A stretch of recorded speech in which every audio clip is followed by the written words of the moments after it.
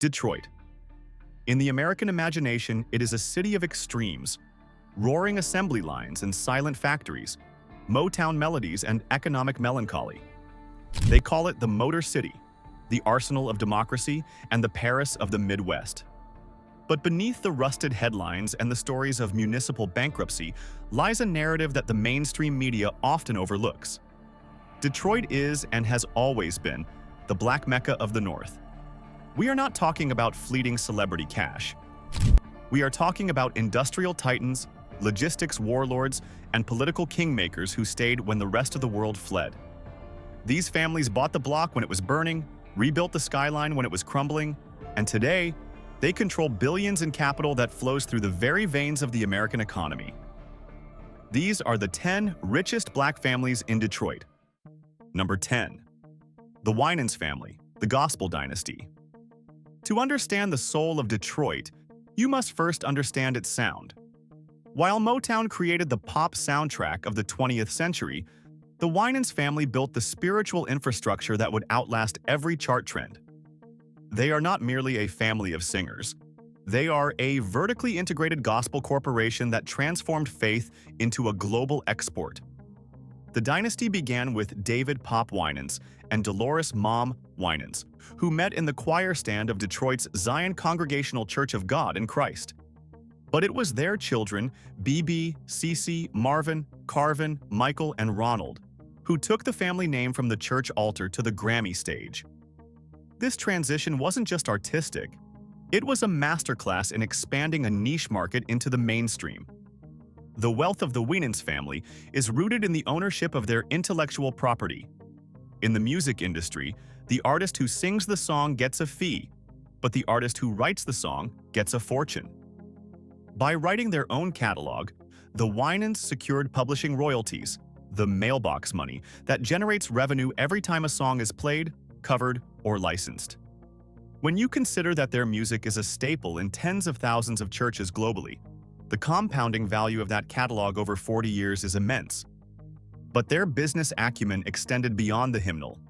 They diversified into reality television, books, and fashion, leveraging their name as a seal of approval in the lucrative faith-based market.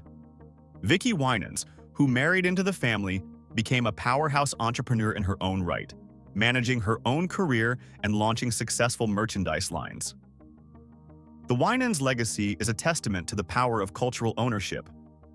In a city known for manufacturing cars, they manufactured hope, packaged it, and sold it to the world, proving that a family business built on faith could generate returns that rival any secular enterprise.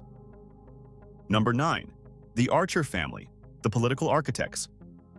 If the Winans represent the soul of Detroit, the Archer family represents its brain trust. In the high-stakes world of Detroit's revitalization, wealth is often a byproduct of access, and no family has held the keys to the city quite like the Archers. At the helm is Dennis Archer, a man whose career arc defines the intersection of law, politics, and corporate power. Before he served as the mayor of Detroit in the 1990s, a tenure that attracted billions in new investment, he was a legal giant. As the first person of color to be elected president of the American Bar Association, Archer didn't just break a glass ceiling, he dismantled the entire roof. This position gave him unprecedented influence within the global legal community and placed him in the boardrooms of major corporations like CompuWare and Johnson Controls. Corporate directorships are the quiet engines of wealth in America. They come with significant stock grants and retainers, but more importantly, they provide the network that fuels the next generation. This is where the Archer legacy transforms from personal success to dynastic power. His son, Dennis Archer Jr., has leveraged that unparalleled network to build his own empire. As the CEO of Archer Corporate Services, ACS, he positioned the family business in the marketing and logistics sector, creating a firm that services the automotive giants and healthcare systems that dominate the region. Beyond ACS, Archer Jr. has become a prominent real estate developer, playing a key role in the gentrification and revitalization of Detroit's downtown corridor. The Archer family wealth is institutional capital. It is built on a deep understanding of how cities work, how laws are written, and how deals are brokered. They are the ultimate connectors, the family you call when you want to do business in Detroit, ensuring their cut of the city's economic resurgence is secured for generations. Number 8. The Barfield family, the workforce visionaries. While the big three automakers were obsessed with building machines, the Barfield family had a different epiphany. The most expensive component of any company isn't the steel or the rubber, it's the people.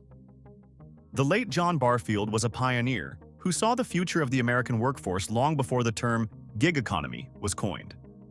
A custodian turned entrepreneur, Barfield founded the Bartek Group in 1977 with a simple but revolutionary idea.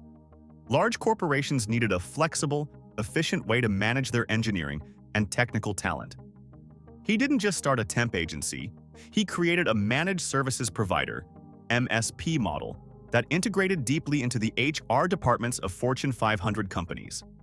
Under the leadership of his son, John Barfield, Bartek grew into one of the largest minority-owned workforce management firms in the world, managing billions of dollars in labor spend for clients like General Motors and Blue Cross Blue Shield. The brilliance of the Barfield fortune lies in the B2B, business-to-business model. By positioning themselves as essential intermediaries between massive corporations and their workforce, they created a steady, high-volume revenue stream that survived economic downturns. When factories closed, companies needed more flexible labor, not less, making Bartek recession resilient. When the family eventually exited by selling Bartek to the Impellum Group, it was a liquidity event that cemented their financial standing. Today, the Barfield family's wealth has shifted into diversified investments and philanthropy, but their legacy remains the human infrastructure of Detroit. They proved that in an industrial town, the ultimate asset is human capital. Number 7.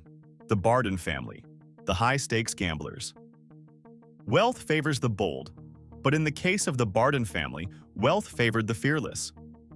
The late Don Barden was not just a businessman, he was a financial daredevil who bet everything on industries where black men were historically barred from entry. Barden's journey to hundreds of millions began in the unglamorous trenches of cable television.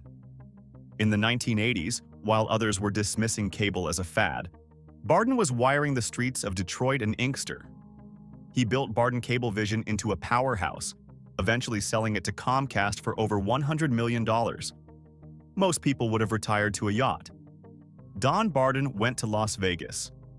He became the first African-American to own a casino in Las Vegas, a historic conquest that shattered the color barrier in the world's most exclusive gaming club. But his ambitions were always rooted in Detroit.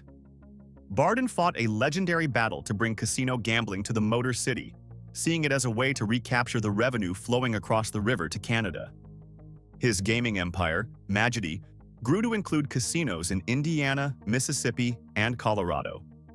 The wealth generated by casinos is liquid and fast.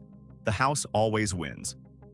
But managing that empire required navigating immense regulatory pressures and volatile markets.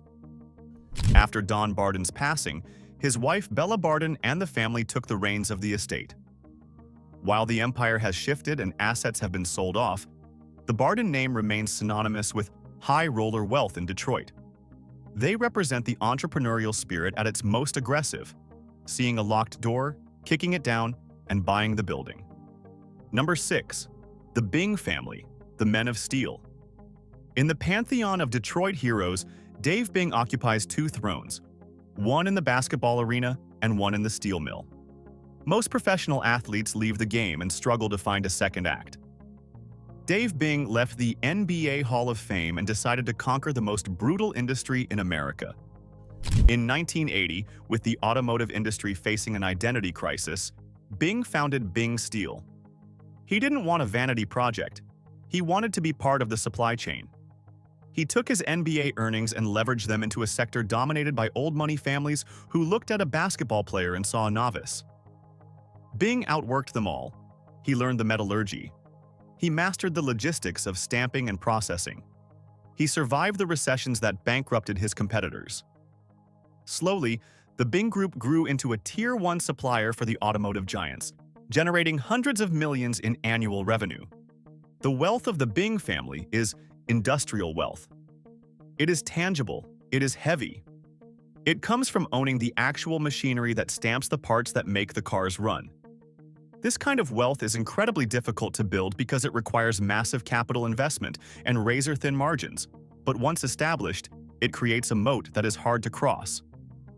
Though Dave Bing later pivoted to service, becoming the mayor of Detroit during its bankruptcy and steering the city through its darkest financial storm, the foundation of the family's wealth remains their conquest of the manufacturing sector.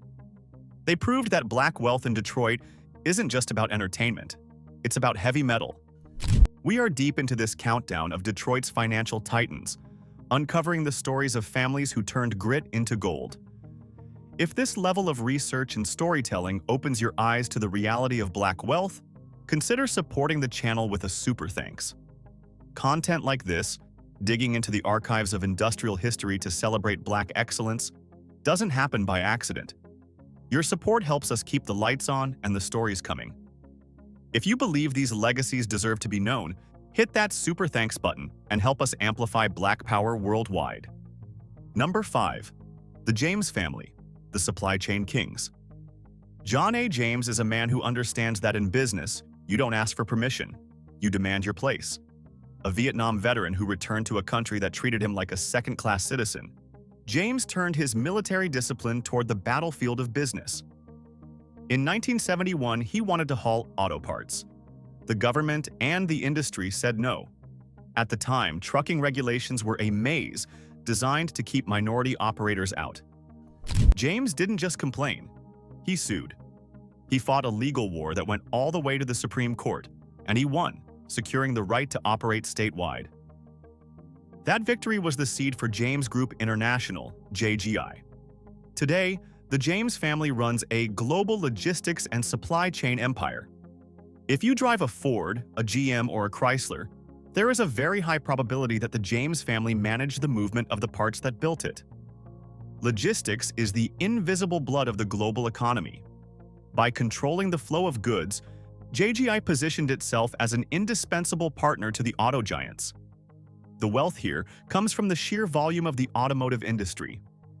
Managing millions of parts across international borders requires sophisticated technology and flawless execution, and the James family charges a premium for that reliability. The family has executed a flawless generational transfer. John's sons, Lauren and John E. James, have stepped into leadership roles, expanding the company's footprint into new sectors and technologies.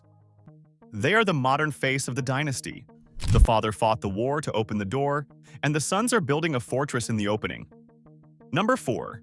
The Jackson family, the retail billionaires. In the hierarchy of selling cars, there is the local salesman, and then there is Gregory Jackson. To call him a car dealer is like calling Amazon a bookstore. Gregory Jackson is a retail tycoon who fundamentally changed the scale at which black-owned dealerships could operate. As the head of Prestige Automotive, Jackson achieved a milestone that many thought impossible. He became the first African-American car dealer to generate over $1 billion in annual revenue. Let's contextualize that number.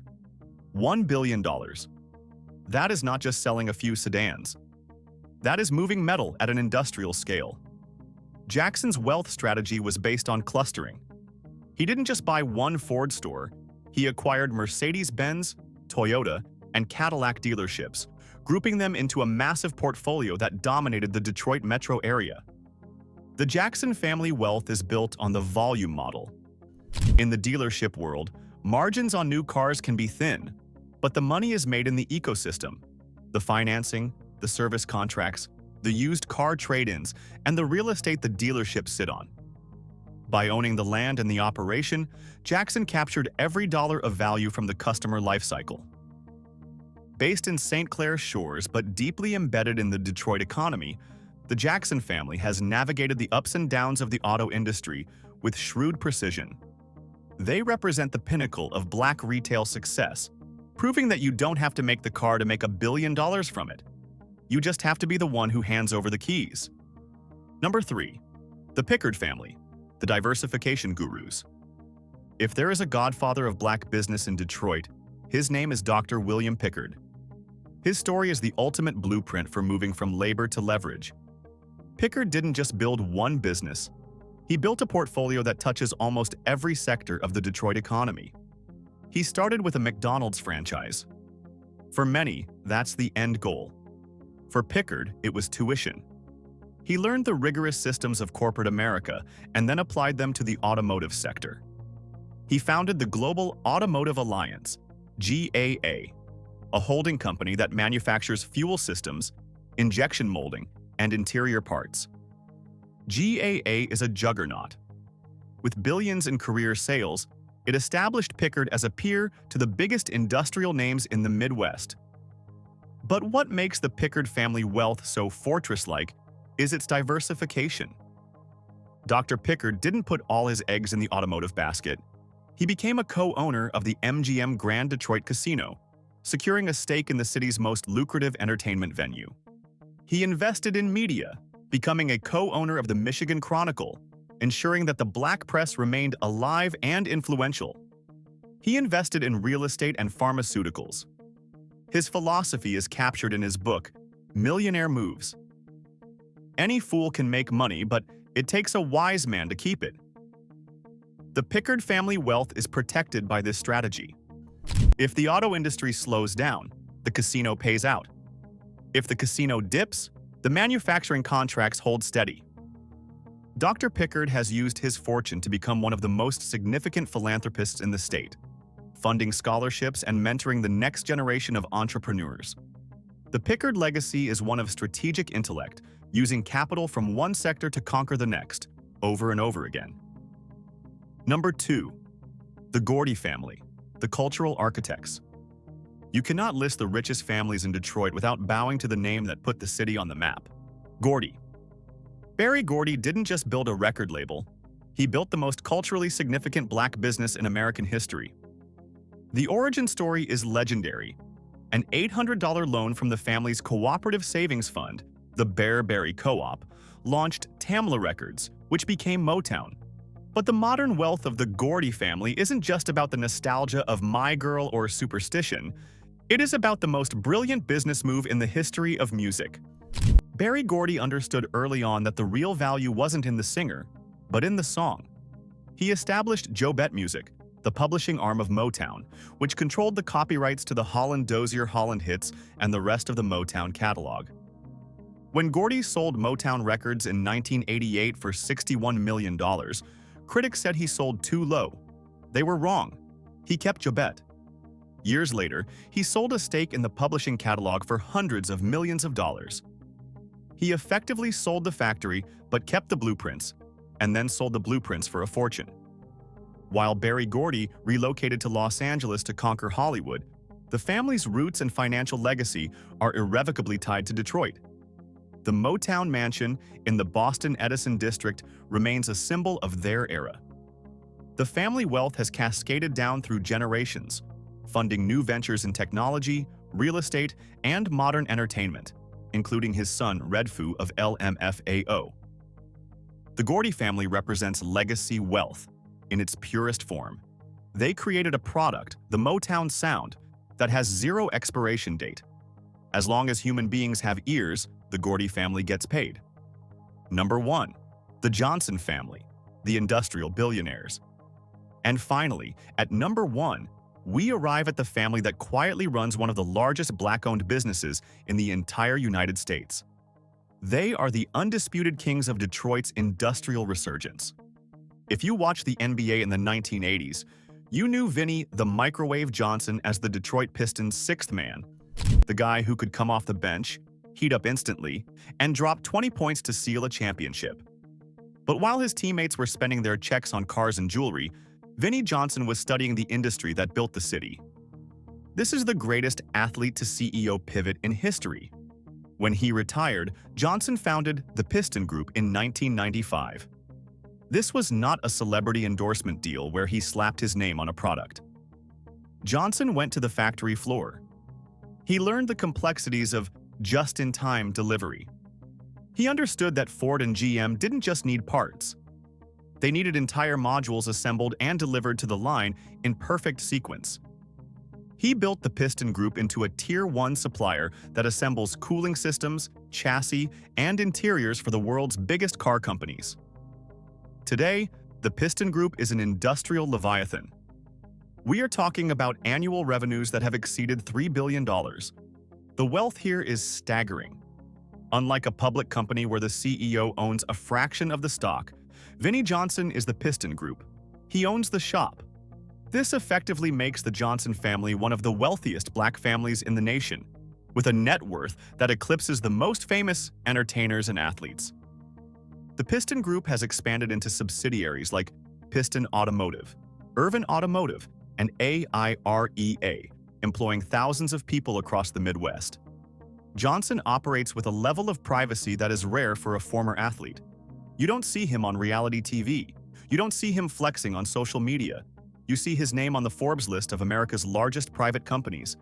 Vinnie Johnson took the championship mentality of the bad boys Pistons, the grit, the defense, the hustle, and applied it to the unforgiving world of manufacturing.